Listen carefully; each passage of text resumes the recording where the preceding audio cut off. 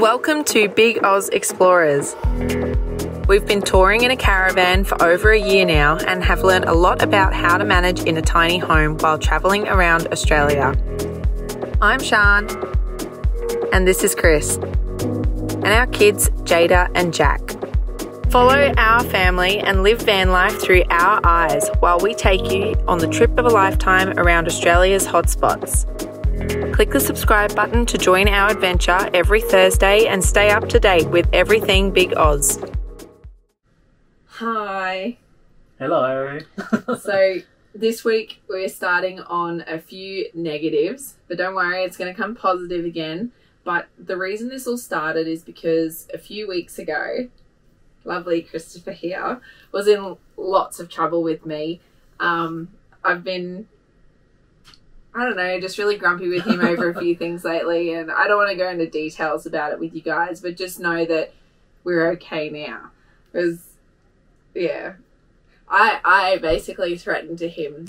I said, I don't want to travel with you anymore. I'll go and do it by myself. Big Oz can end. I don't care anymore because I'm grumpy. Yeah. And it was a bit of one of those situations, and it's as good as bad as that sounds. It was a bit of a reality check, and all came good after about a day or two of sort of communicating and talking back and forth. We're very good at communicating with each other. Yeah, that's probably one big trait that we've had for a long time is we can, if there's a problem, we talk about it, we solve it, we get over and done with. So, and this was basically a video that sort of came to light because of that situation, because it made us sort of realise it's not all, rainbows and lollipops and everything's perfect. Yeah, it's not always that way. Yeah. And as us being Big Oz and just being, telling you how it is, being real, we thought, what a great opportunity to put a little video together of all the key points that we think are important by living on the road. And things that you won't know until you do it. Yeah. We've learnt. Yeah, well, it's always great having somebody that's already been there and sort of experienced things, good, bad, and to be able to learn off them through their experiences, because then it's going to help you with yours. Yeah. And I feel like this is a good little video to put together of the things we've learnt, which I'm sure at least one or two or maybe more people have experienced at least once already being in a caravan, even if it's your very first week or if it's 6 months in or 12 months in. I'm sure you've come across a couple of these problems before. These are the things that you don't see in Instagram photos, that you don't see on Facebook posts and stuff. The things that happen on a day-to-day, that happen behind the scenes for any YouTuber. It's I don't care who they are, it happens to everyone because it's family, it's life, it's, everyone has their qualms. It's like that Instaverse reality sort of episode. Yeah. There's what it looks like, what it is, and then what's actually happening.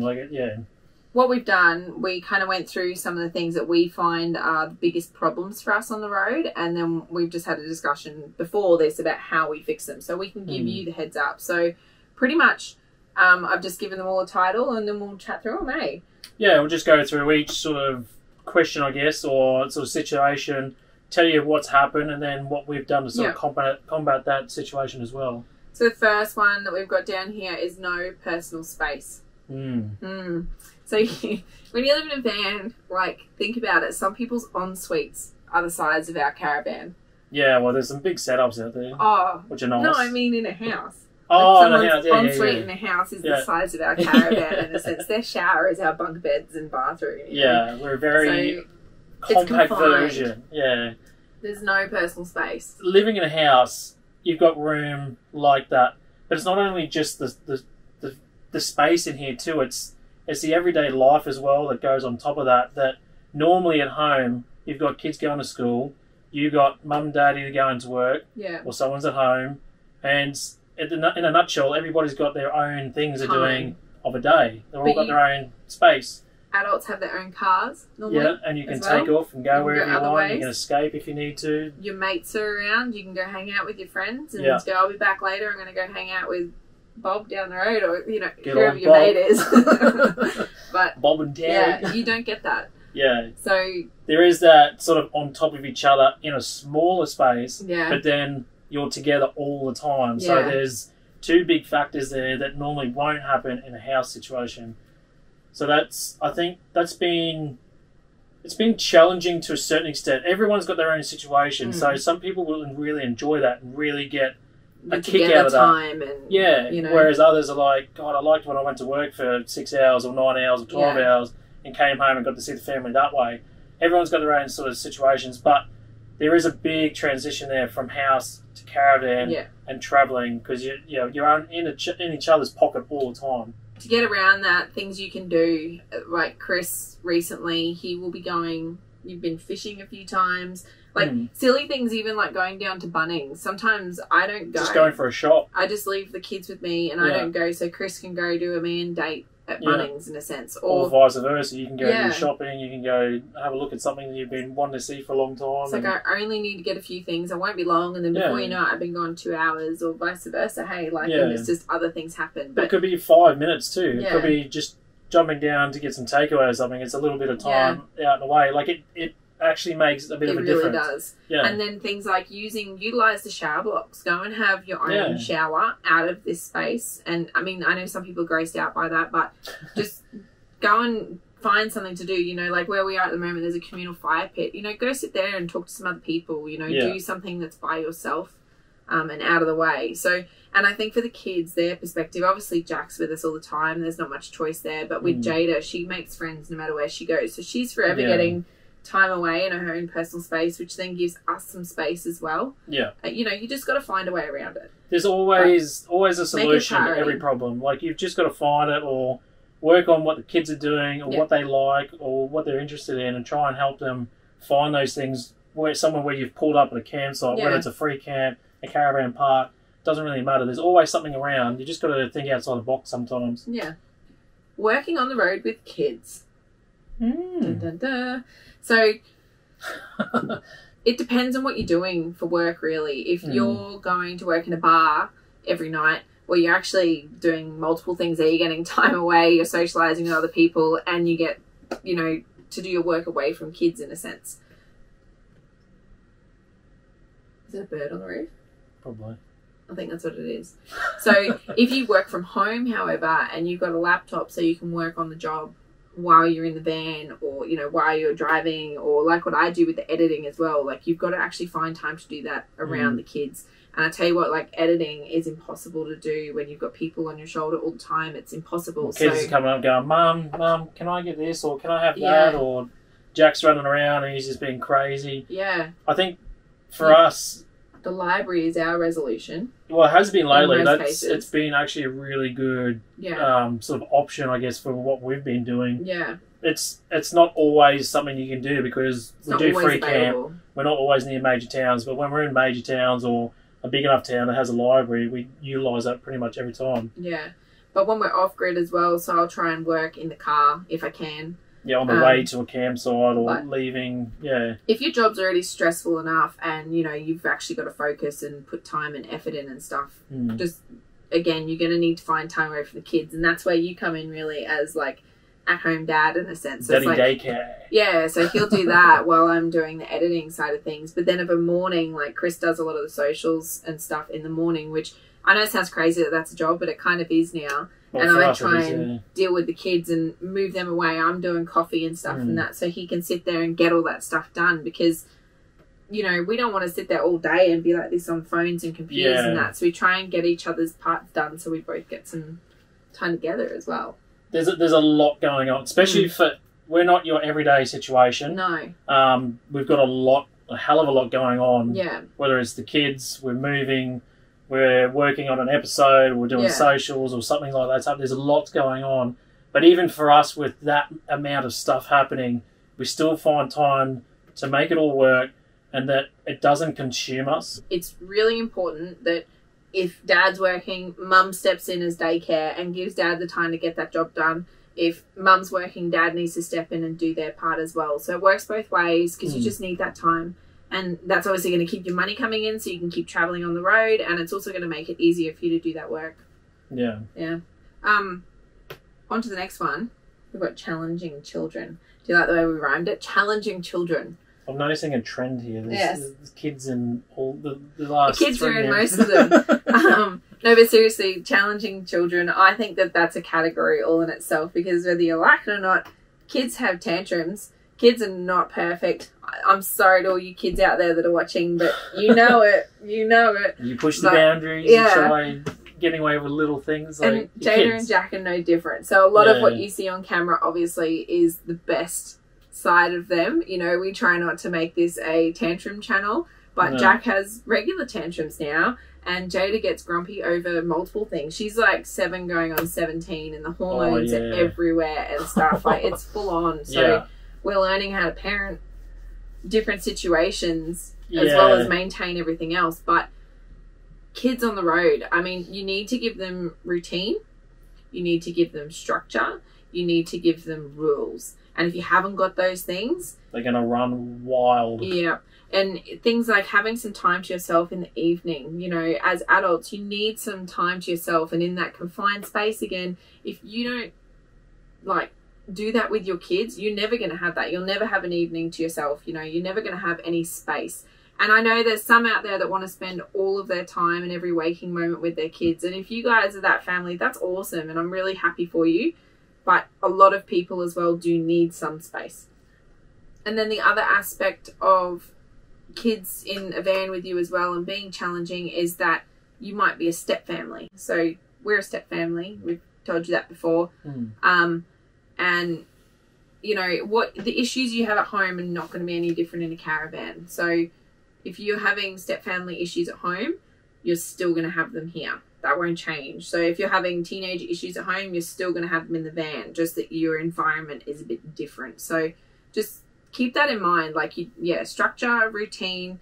There needs to be like consequences and things in place, and, you know, or positive behavior charts. Like, however you want to work it, you need to have things in place because your kids are also going through a big change moving to this style of life. And if you don't want it to affect your family in a negative way, there's got to be a resolution to that. You know, you don't let your kids run all over you because they'll be the most challenging children you've ever had. So the next one is what we like to call the honeymoon stage. So it's no different to when you just meet somebody and you're doing things you don't normally do. You're doing more of the naughty things and really just, you know, making the most of the situation. And for us, when we were camping and swagging and that, and it was only just on weekends, I was thinking about this before, like, we would go, I'd drink far more than what I would normally drink because I'm having a really good time. We would go out and buy, like, heaps of meat and a big roast and stuff and really cook it up, and you just really made the most of that weekend. You're living it up because you're on holiday. Yeah, you're like, I got 2 days off, we're going to go here, we're going to go fishing, we're going to cook this, we're going to, you know, drink that, and you just went crazy. And that was normal, but going from, like, weekend warrior trips to caravanning, you can't live that life It actually took us a while. Well, it took me a while to realise that I need to probably stop drinking as much as I'm drinking, eating as much as we're doing, because we were going to, like, towns, and I'm, like, a sucker for bakeries. I love pies and sausage rolls, and that was becoming, like, a thing. We said let's do it every time. We used to have, we kind of still have a rule of our travel day. Our travel day is like our cheat day. So we'd go, I don't know, to a bakery, we'd do a roadhouse. Like a dirty servo, something. Like Macca's or something like that. But some days you could move 3 or 4 times. And it's like, do we just keep going until and say we'll call it quits when we get to the next place?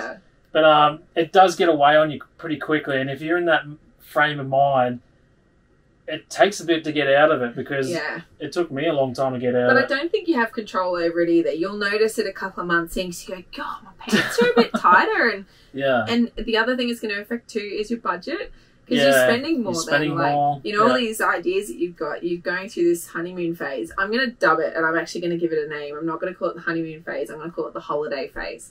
The holiday phase, because you've entered this new lifestyle. Like, imagine if you went and rented a new house for 12 months. Is that a new holiday, or is it just somewhere else to live? It's just somewhere else to live. This is the same. You've rented out a caravan to live for 12 months. It does not mean to get, you know, rowdy every night and have roasts every night and, you know, stop at every bakery and spend all your money, because it'll be gone before you know it. But it passes, and then eventually, hey, I reckon after a few months, that reality does kick in eventually, and it's like, hang on, we're actually doing this for a lot longer than you know, a couple of weeks. It's no longer a holiday. Yeah. It then becomes a lifestyle. That's right. And it's just a way of living life. Hey.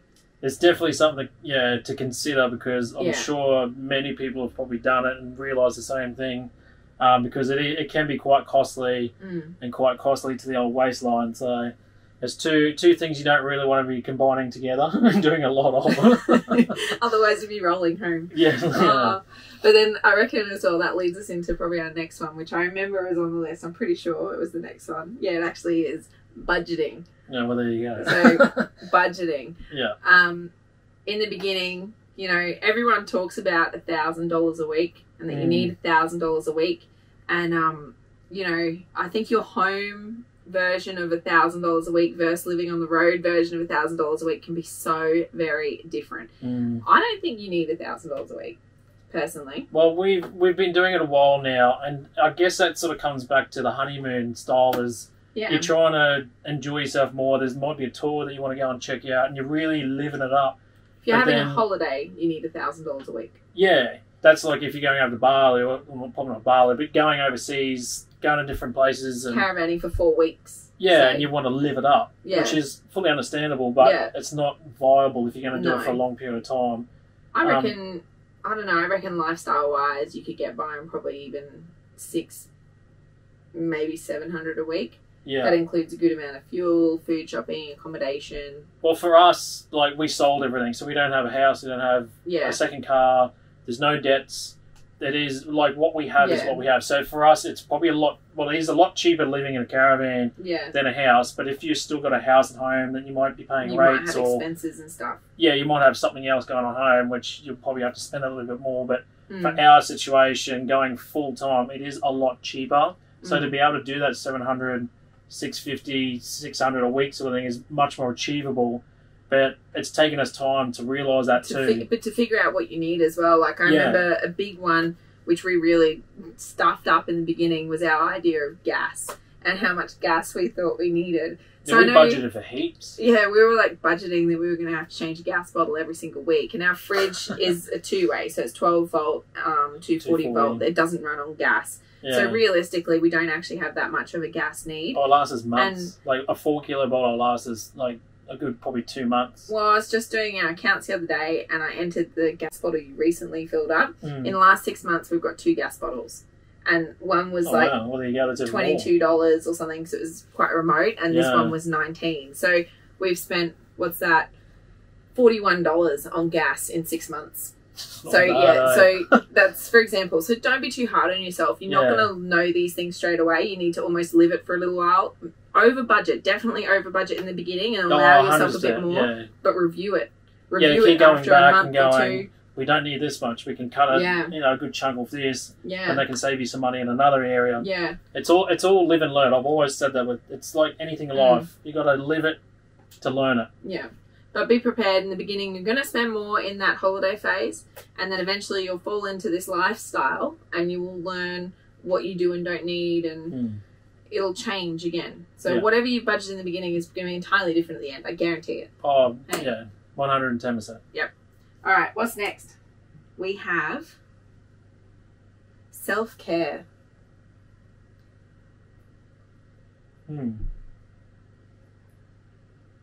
As in... I was like, I don't think he remembered what we were talking about. I was like, self-care. That could be a couple of different things. Jesus. So, anyway, PG guys. my note here, I've already got my bite red now. Take time away from the people you travel with, and don't forget about number 1, which is you. Yeah. Oh, you. Yeah. So, if you're a people pleaser type of person, I have the ability to be that way. I do lots of things for other people and I forget about my own needs. In this way of life, it's not going to be the best way to be all the time. Sometimes you need to think about you and put yourself first, hey? Yeah. So if you need to do something, go and do it. If I need to go do something, go and do it. Like, make sure you've communicated that to your partner. I need some space. I need some time. Yeah, don't bottle it up. Don't think, next week it's going to get better. Tomorrow's another day. Do it from the day you need it. It's only going to get worse. So, yeah, like we said at the beginning, we're big communicators. And I think that's a big reason why we are so good together and we work so well together. But that's also a big reason why we broke down just a few weeks back as well, and why we had these issues was because we weren't communicating. Yeah, well, it wasn't happening as much as it usually does. And that was a perfect example of, things are sweet, this is good, that and everything else. But things slowly, you know, build up under the surface and it gets worse. You need to communicate with the people you're with. And like, I think the other thing around communication too is that, so for example, I say to Chris often, he's the only adult that's in my life full time now. So we spend all of our time together, and if we're not getting along, all I've got is 2 kids, especially if we're like off grid and I can't go to Jada, hey Jada, I feel like this today. Will you talk me through this and be my best mate? Because that's not her role and it shouldn't be her role, and I need that to be you. Yeah. So you need to be able to communicate with each other, because there isn't always supporting someone. You, then you're going to get obviously worse, and it's going to get harder, and But I think that elaborates now onto what we were talking about earlier with family and stuff. So elaborating on that, if things are sort of in that situation, or I don't know, there's a bit of conflict, or you can't have that adult connection, a big thing that sort of you've realised in the last sort of month or so is keeping in touch with family. I think this is our next section. Yeah, coming into the next part of this, staying connected. It's, I think, a big reason why it's so hard for people to jump into this lifestyle is their security and leaving their friends and family behind. Friends.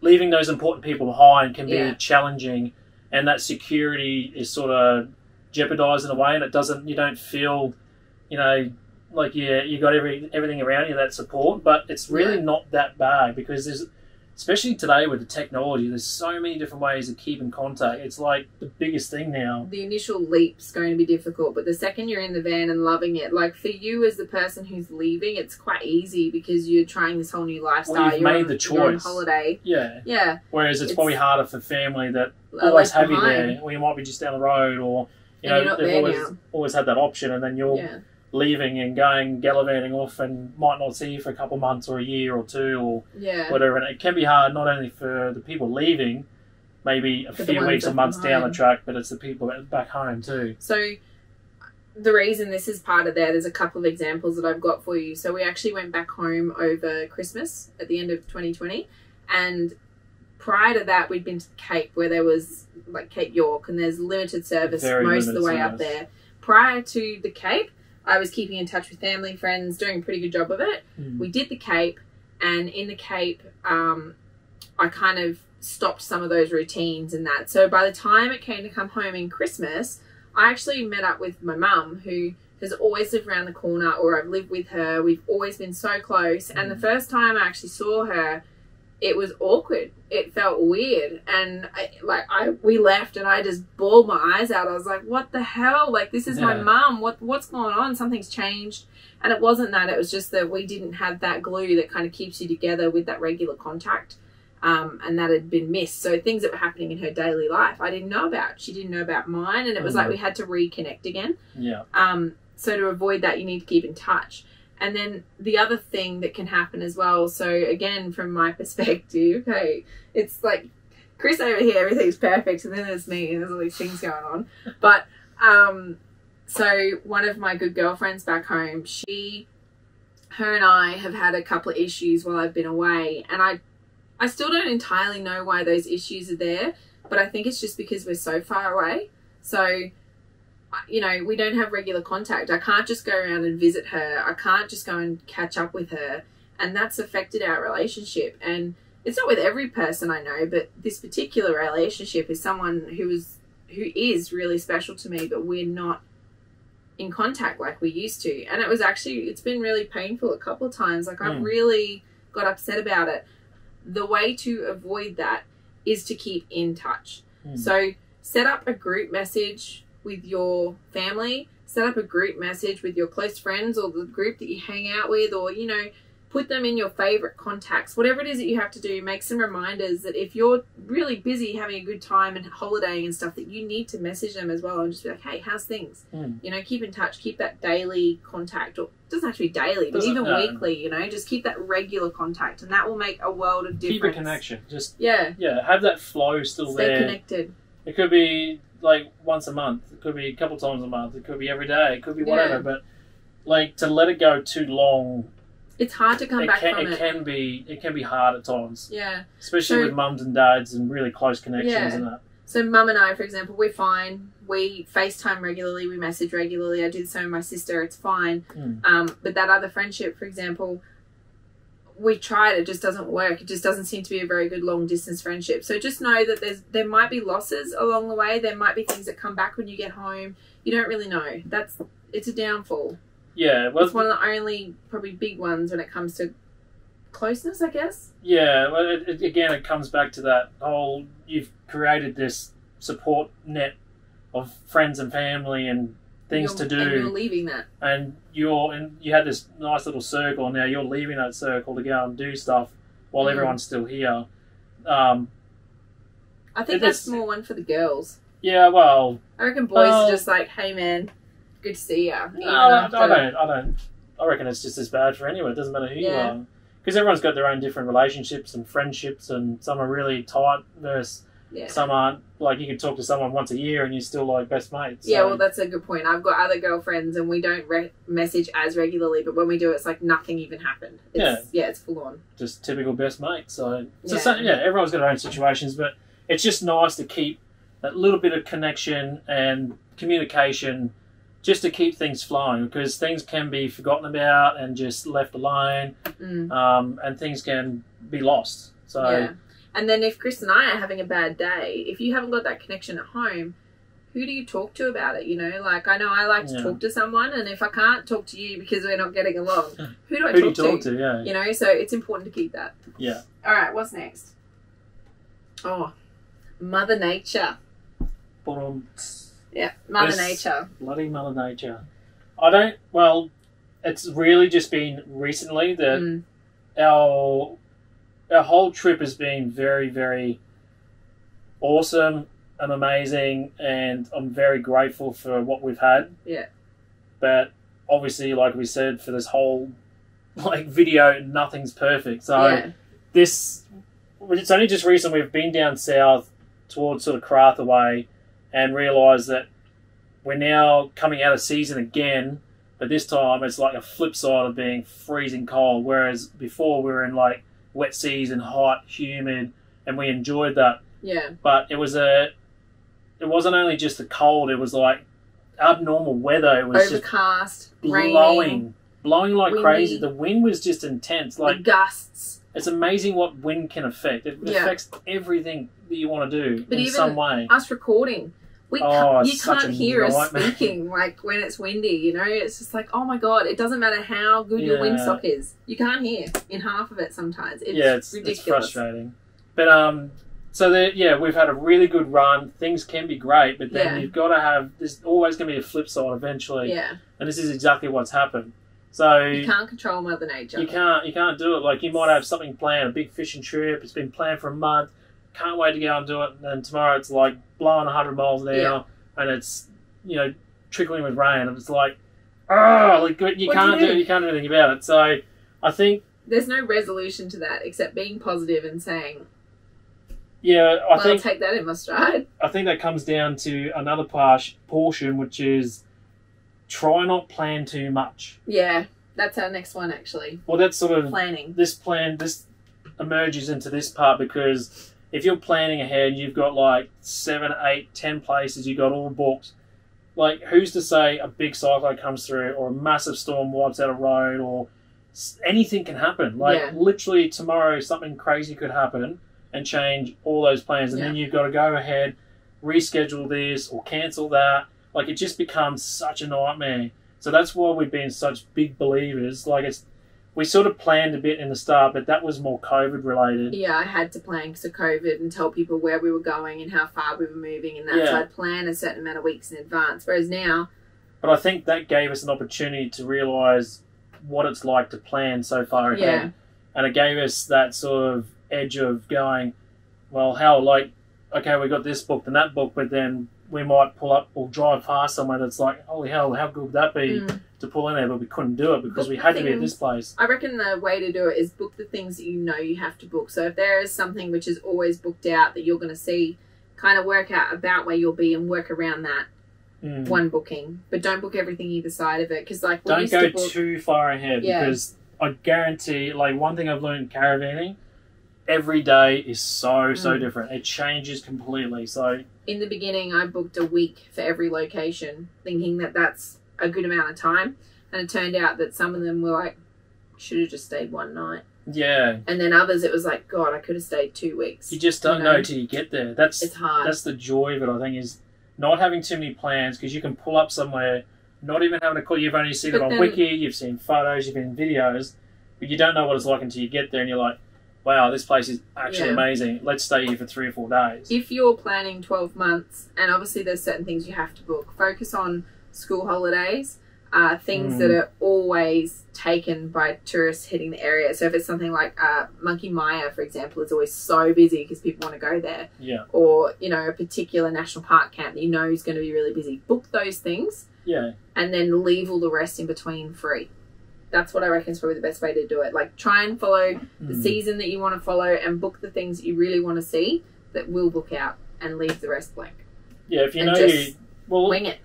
Yeah, well, basically, if you know you're not far from that location, or you've got a couple of weeks till you get there sort of thing, try and give it a go then, because you've probably got more chance with a couple of weeks than probably, 3 or 4 days. But a perfect example, though, like we're in Broome at the moment, and we're in the middle of the nomad season, because as you said, we started to go north. We'll tell you more in a minute. But we're in the middle of that nomad season. Someone who was next to us yesterday, driving on the highway towards Broome, they saw 102 caravans going the other way, and that was only in like an hour and a half. It was 105 kilometres or something. Like, he was big on numbers. He was like, he liked his figures, but it was only like about 100 kilometres stretch, and he said, what, 100? Every park, every park is full. It's crazy. Full. But this year is a lot busier than most, but people are asking, like, is it really as busy? What do they say it is? It is actually maybe more. But I wanted to use us as an example. We've booked nothing. Yeah, we still booked nothing. But we've got a booking. So, like... I guess in an area like this, you've got about 5 options for caravan parks. But then if you're willing to do free camping stuff, there's even more again around here. You've got Dampier Peninsula, you've got back out near Roburg, all that sort of thing. Like, there's always somewhere else to stay. There's always an option. If you're willing to just go with the flow and find something at the time, I guarantee you're going to always find something. Yeah. I wouldn't stress too much. Yeah, don't go too crazy. Plan the things you have to plan. Yeah. What's next? Oh, about living remotely. This is our final one, and then we can tell you about our plans.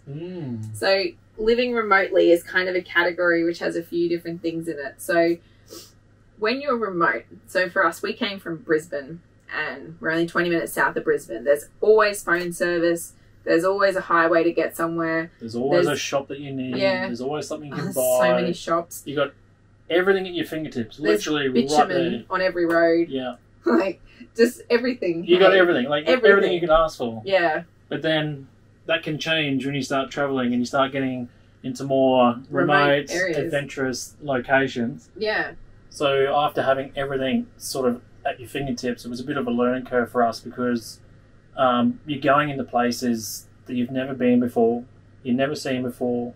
There's dirt roads, there's trucks going left, right and centre, but then you don't know what shops are there. Yeah, you don't know what's around until you've sort of been there, and you can sort of plan what you need and what you don't need. And yeah, it was a real sort of eye-opener, and we learned a lot from that. But also too, I think, was the reception side of things too. Yeah. Especially for what we do as well. But I remember being at the Cape and needing to get an episode out, and I had to just find my tiny bit of 3G to go, I'm so sorry guys, I can't get it out. And that was because I had not really experienced that yet. Yeah. But yeah, now that we've come across the top end and started to go to WA and the Kimberley and that, it's entirely different. There are so many areas where there's no service. Yeah. There's no big shops. You know, you pay $5 for a pack of 4 toilet rolls, and that's just how it is. So you need to prepare you got to in be the main areas. Yeah, if anything, it gives you more planning skills and how to prepare yourself for a long period of time without certain shops or certain things. It was funny because we were just in Karratha recently, and it's the first KFC we've seen in probably months. I couldn't even tell you the last time. Darwin, probably? Darwin? Like months, at least 2 months. Is there one in Catherine? I don't know. I think it'd be Darwin. I don't think. No, that wouldn't have been, because we would Darwin. have had it then too. Yeah. But yeah, that was nearly 6 months then. That's a great example. Like, we love our KFC, like here, there, and everywhere sort of thing. It's so good. But to pull up in Karratha, and it was like, no way. It's a KFC. And truth be told, we made the most of it. So, but now turning around and coming back up this way, it was the last time we're going to have KFC for probably another 2 or 3 months. So, yeah, it just goes to show you, like, the things you're so used to and having right there all the time, you don't always have that. So you gotta prepare for that. But then, see, the thing is too, like, you got to think about the car and the caravan and that kind of thing too. Like, you might need parts, you might need a service, you might need, God, I can't even think what else. But like, anything could go wrong too. Like, you might have, I don't know, a tyre that goes, two flat tyres, and then you got no spare, and it's like, there's probably a remote tyre shop somewhere in one of the towns that you're near that can do it for you, but they won't have the tyre that you need. So you got to order that and order ahead and do it when you've got phone service. It's a different way of living. That's all. You just have to really plan. It gives you a lot of life skills and a lot of planning skills. And be prepared to shop online. Because we do a lot of online shopping now, more than ever. It's just easier. Because, again, you don't always have the right shop. Like, we love a Big W right now, but there's no Big W in Broome. No. There's literally no Big W, so... They've only got Kmart, and because it's only Kmart, the shelves get cleared sometimes because everyone's looking for the same sort of stuff, so then you can't get it at all, so it's better to just go online. It's just simple little things that you probably don't even think about because you're so used to having them on hand all the time. So. Which then leads me to Australia Post. So you guys ask a lot as well about how we get our mail.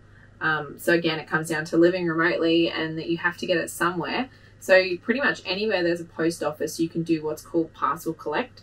So I've set up an account with Australia Post. I've got my own parcel collect ID and I just have it sent to a post office. So basically when we arrive to the town, I can pick up our mail. So I still get a tracking number and it'll tell me when it's awaiting collection from the post office, and I can just go in and show them that tracking number and show them my ID, and they give us our mail. And that's the best way we've done it. So we use every post office pretty much in every town we go to. Pretty much. We've always got something coming in, so we're always trying to plan ahead to where we're going to be, like, next major town. So it could be 2 weeks, could be 3 weeks, could be, a couple of days, but you've got to try and plan it. Again, although we don't make any bookings, we've got a rough idea of where we want to go. So we know, we'll be in, Broome for at least a week around that period. So how long is it going to take to get there? If you know that your post is going to arrive in 2 or 3 days, but you're not in Broome for another week, then that'll work. It's scheduling without scheduling your trip, in a sense. Hey, basically. But then a perfect example too. We were going to go from Karratha down towards Carnarvon. What's it said? How's it said? That place. We're going there, and I've got one bit of mail that's going there. But now, obviously, we've come north, so somehow I've got to get that bit of mail. So what Australia Post do, when it arrives, you can actually contact them and say, this particular tracking number, can you please send that on to this post office? So you just redirect it. It's a $6.95 fee, so you try not to do it as much as you can, but in that case, that's what I'll do. So, sometimes it happens, plans change, like we were saying before, so but it's just, you learn to be more prepared doing, like, everyday sort of living in a van, because you're always moving, or you're in different locations all the time. You're remote, or you're in major cities, getting mail, finding the right shop. Like, it's such a different lifestyle. It is very different, but it's, I don't know, it's always, I'm curious because it's not for everybody. I know there's a lot of people on the road right now trying to live the caravan lifestyle. It's great to get out and live it up and have a great time. I'm curious how many will stay doing it or say that was an awesome experience, and I'm so glad I did that, because all the things that we've talked about today are contributing factors, and they're big changes to everyday life, from like the 9 to 5 job to being at home and sitting around a dinner table have, you know, dinner with the family, and I don't know, there's so many little things there that not everyone's used to. So it's not like we were saying before, it's not, you know, lollipops and rainbows and all that sort of stuff. So there is a lot to sort of transition and change in certain ways of everyday living. I think online, I've read so many times, people always say the first 8 to 12 weeks is the hardest. And I get it. Like, I don't think ours was so much has too changed. bad, but it's just such a big life move in a sense. So basically for us now going forward, I mean, what we've done, so as I said in the beginning, we nearly quit, or I nearly told Chris that we were going to quit in a sense, but yeah, it nearly happened, and I was quite serious at the time. It could have happened. It could have. There's a good possibility it could have happened. So. I could have put him in a donga cabin and then probably missed him and been like, come back, please come back. But yeah, it's all good.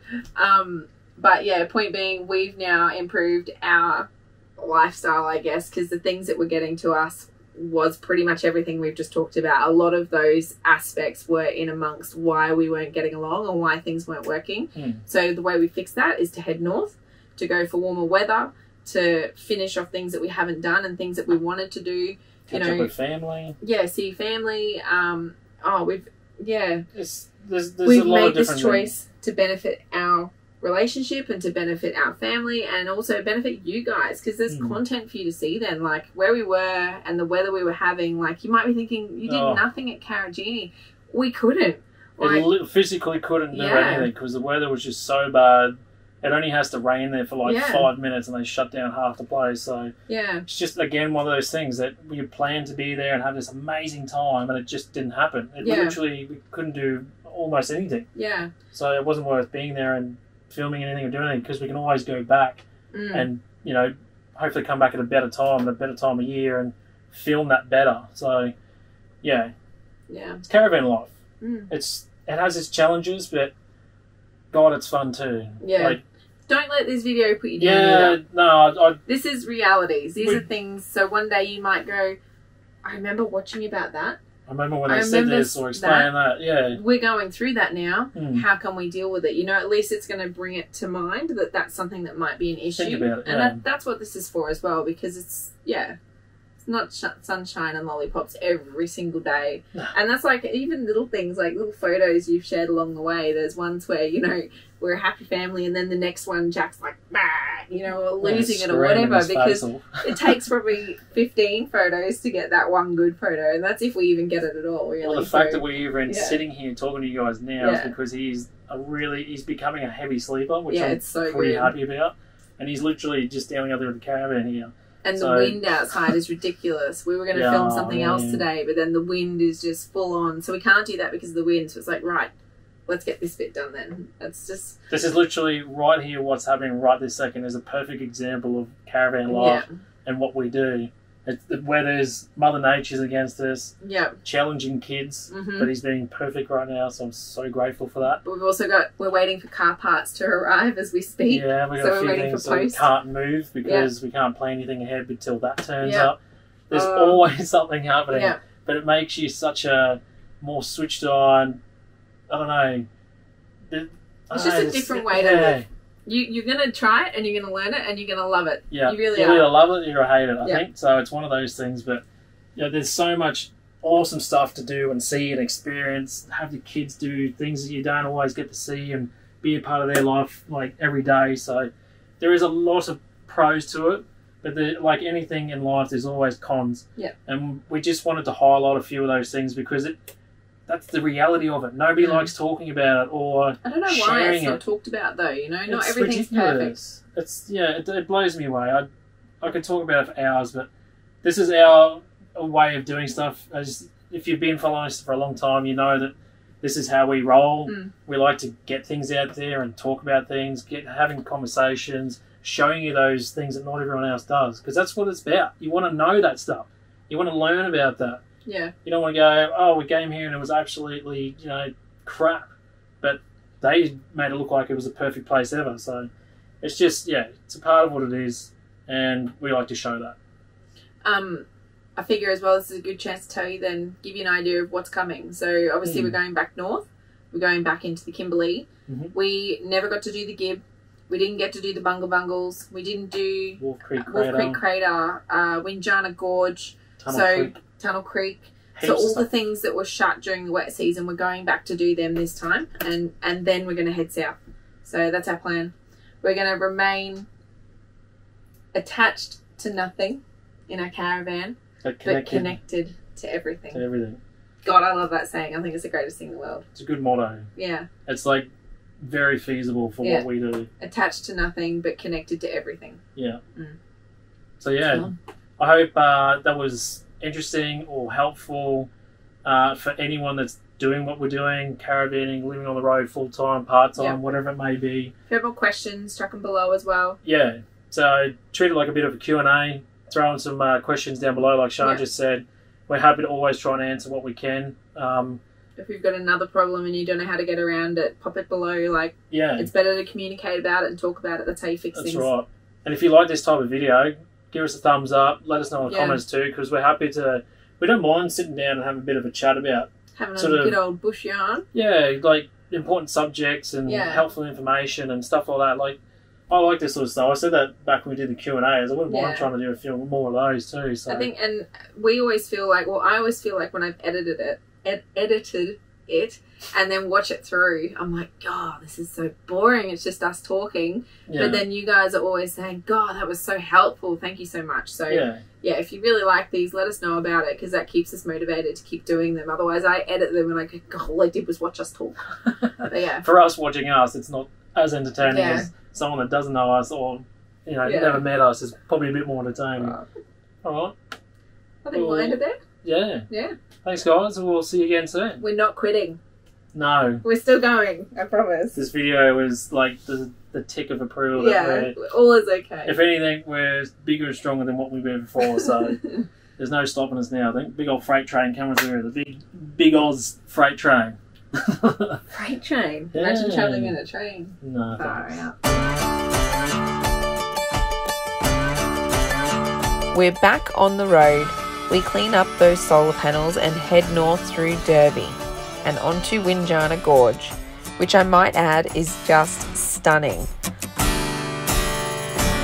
A little way down the road you'll find Tunnel Creek, and with a few rocks to climb over, a stunning creek cave. Things get cold and dark real quick.